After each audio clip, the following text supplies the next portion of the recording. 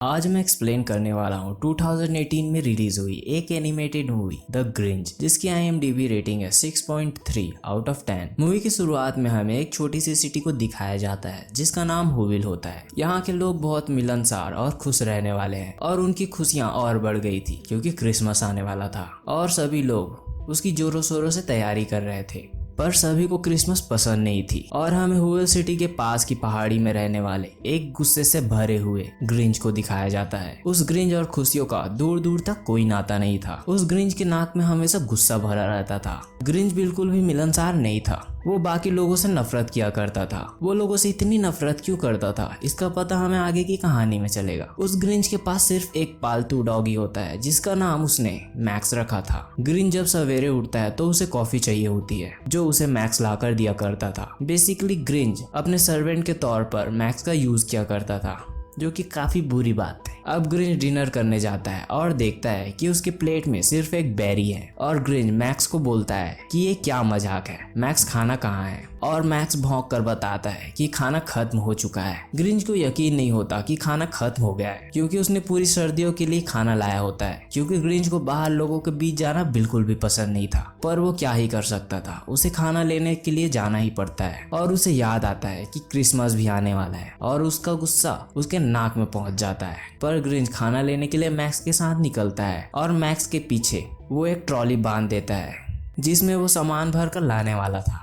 और ग्रिंच खाना लेने हुविल सिटी जाता है और रास्ते में मैक्स को बताता है कि ये लोग बाहर से दिखाते कुछ और हैं और एक्चुअल में कुछ और होते हैं। तो अगर तुम्हें कोई पुचारने की कोशिश करे तो तुम उसे काट देना, तुम्हें इसकी पूरी छूट है। अब ग्रिंच हुविल पहुंचता है और रास्ते में मिलने वाले कई लोगों को परेशान करते हुए एक शॉप में जाता है। वहाँ एक लेडी ऊपर के ड्रॉर से कुछ सामान निकालने की कोशिश कर रही थी। उस लेडी की हाइट थोड़ी कम थी इसलिए वो सामान नहीं निकाल पा रही थी। तभी वहाँ ग्रिंच आता है और उस सामान को अपने हाथों में लेता है। उस लेडी को लगता है कि वो उसकी मदद कर रहा है, पर वो ग्रिंच उस सामान को नीचे गिराकर तोड़ देता है। अब स्टोरी शिफ्ट होती है हुविल सिटी की एक फैमिली के ऊपर, जहाँ हमें एक सिंगल मदर को दिखाया जाता है जिसका नाम डोना होता है, जिसके 3 बच्चे होते हैं, 2 ट्विंस और उसकी एक बेटी जिसका नाम सिंडी होता है। और साथ ही साथ काम करना बहुत मुश्किल होता था, पर वो किसी तरह से सब कुछ संभाल रही थी। सिंडी अपनी मॉम को बाय बाय बोलकर जाने लगती है और डोना उससे पूछती है कि तुम कहाँ जा रही हो, और सिंडी बताती है कि चिट्ठी पोस्ट करने,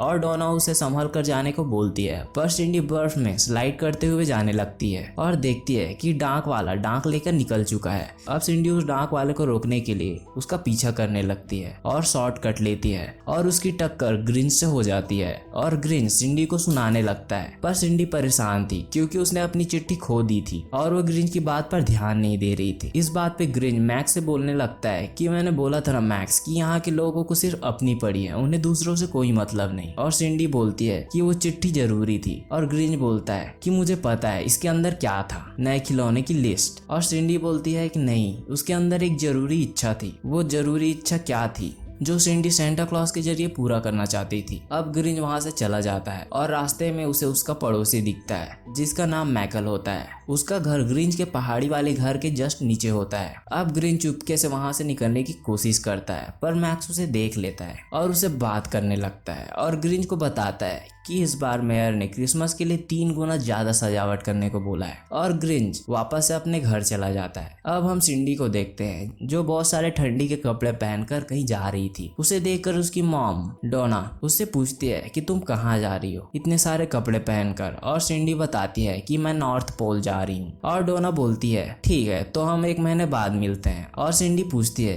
कि वहाँ जाने में 1 महीने लग जाएंगे, और डोना के हाँ बोलने पर वो अपना प्लान कैंसिल कर देती है। दरअसल सिंडी नॉर्थ पोल सेंटा क्लॉज से मिलने जाना चाहती थी क्योंकि सिंडी को अपनी इच्छा वाली चिट्ठी सेंटा को देना था। अब हमें ग्रिंच को दिखाया जाता है जो सोच रहा होता है कि आज क्या किया जाए। देन सडनली उसका घर हिलने लगता है। ग्रिंच और मैक्स जब बाहर आकर देखते हैं तो उन्हें एक बहुत बड़ा क्रिसमस ट्री नजर आता है जो हवा में होता है और उसे मैकल ले जा रहा होता है क्रिसमस की सजावट करने के लिए। ये देखकर ग्रिंच सोच लेता है कि वो इस बार के क्रिसमस को बर्बाद करके रहेगा। अब रात हो जाती है और सभी हुविल में रहने वाले क्रिसमस ट्री को सजा रहे होते हैं और सिंडी अपने दोस्त ग्रुपर के पास जाती है और उसे बताती है कि मैं क्रिसमस की पूरी रात जागती रहूंगी ताकि मैं सेंटा से मिल सकूं। और ग्रुपर पूछता पूछता है कि तुम सेंटा से क्या मांगोगी, और सैंडी बताती है कि मेरी मॉम रात को काम करती है और दिन भर घर का काम भी करती है। वो दिखाती है कि सब कुछ सही है, पर मुझे पता है कि उन्हें किसी की मदद चाहिए। ये सुनकर ग्रुपर बोलता है, वो मैंने तो सिर्फ एक कछुआ मांगा है। अब हमें ग्रिंच को दिखाया जाता है जो कि उस क्रिसमस ट्री को बर्बाद करने के लिए एक तोप को तैयार कर रहा था,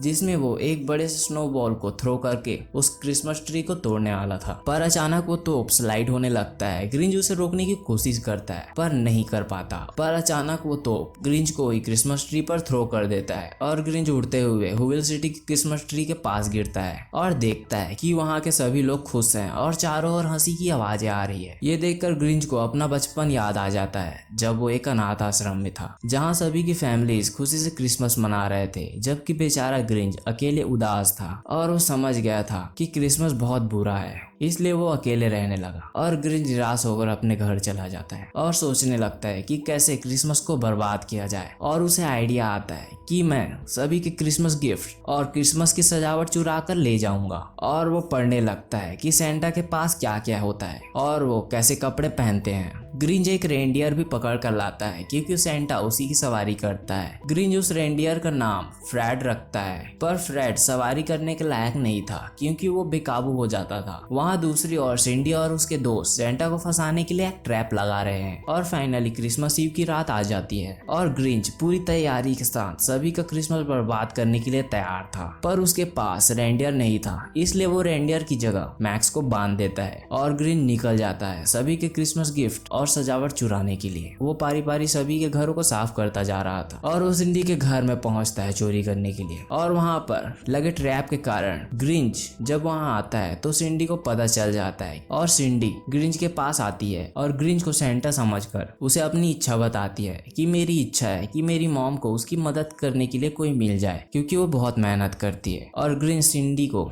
सोने जाने के लिए बोलता है और सिंडी जाते समय बोलती है कि अगर आप भी हमारे साथ क्रिसमस मनाते तो बहुत मजा आता, हम सब मिलकर गाने गाते। पता है आपको उन गानों को आंखें बंद कर कर गाने से एक अलग तरह की खुशी मिलती है। और सिंडी सोने चले जाती है और ग्रिंच भी सभी गिफ्ट्स और सजावट लेकर अपने घर की ओर जाने लगता है। और ग्रिंच जाते समय मैक्स को बोलता है कि पता है आज मैं एक बड़ी ही खास लड़की से मिला। ग्रिंच करीब करीब अपने घर पहुंचने वाला होता है और सुबह भी हो जाती है। और हुविल सिटी के लोग जब देखते हैं कि उनके सभी गिफ्ट्स और सजावट गायब हो गए हैं, अब हमें ग्रिंच को दिखाया जाता है जिसे कुछ आवाज सुनाई देती है और वो देखता है कि हुविल सिटी के लोग गाना गा रहे हैं। ये देखकर ग्रिंच बोलता है कि क्या सभी लोग पागल हो गए हैं, उन्हें तो दुख मनाना चाहिए था। और ग्रिंच अपने बाइनोकुलर से देखता है तो वहाँ पर सिंडी भी अपनी आंख बंद कर कर गाना गा रही होती है, जिसे देखकर ग्रिंच भी अपनी आंख बंद करता है और वो फील करता है जैसे उसका दिल वापस से धड़कने लगा हो। और ग्रिंच खुशी के अनोखे एहसास को पा लेता है और खुश हो जाता है और डिसाइड करता है कि ये गलत है, मुझे सभी के गिफ्ट वापस करने होंगे। और ग्रिंच सभी के गिफ्ट लेकर उनके बीच जाता है और उन्हें बताता है मैंने ही आप सभी के गिफ्ट और सजावट चुराए थे, मुझे लगा था कि ऐसा करने से मुझे खुशी मिलेगी, पर मैं गलत था। और ग्रिंच सिंडी और सभी लोगों से माफी मांगकर अपने घर चला जाता है। अगले सवेरे जब ग्रिंच अपनी कॉफी पीने के लिए बजर बजाता है और मैक्स कॉफी तैयार करके ले आता है तो मैक्स देखता है कि ग्रिंच ने उसके लिए एक खिलौना लाया है, जिसे पाकर मैक्स बहुत खुश होता है। तभी ग्रिंच के डोर का बेल बजता है और वो देखता है कि बाहर सिंडी होती है। सिंडी खुद को इंट्रोड्यूस करती है और ग्रिंच को क्रिसमस के डिनर के लिए इन्वाइट करती है। ग्रिंच पूछता है पर क्यों, और सिंडी बोलती है क्योंकि आप बहुत दिनों से अकेले हैं। और सिंडी चली जाती है। अब शाम हो जाती है और ग्रिंच सिंडी के घर डिनर के लिए पहुंचता है। सिंडी की मॉम डोना दरवाजा खोलती है और ग्रिंच को अंदर बुलाती है और सिंडी ग्रिंच को सभी से मिलवाती है।